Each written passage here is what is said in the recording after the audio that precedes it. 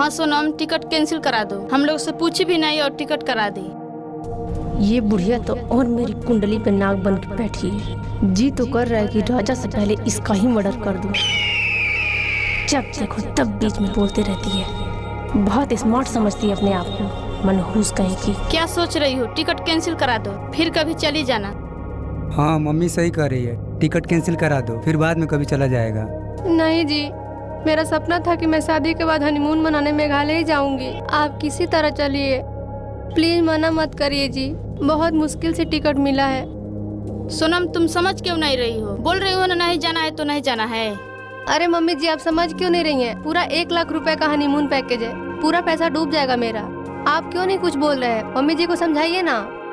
Mummy जाने दो, अब 15 दिन का बात है, फिर हम लोग चले जाएंगे घूम के। ठीक है, तुम लोगों की मर्जी। नहीं मानोगे तो जाओ तुम लोग। क्या सोच रहे हैं? जाने दो ना, मम्मी का मन नहीं है। बोल तो रही है मम्मी जी, जाओ। चलिए तैयारी करते हैं। ठीक है चलो। चलिए, ये हुई ना बात।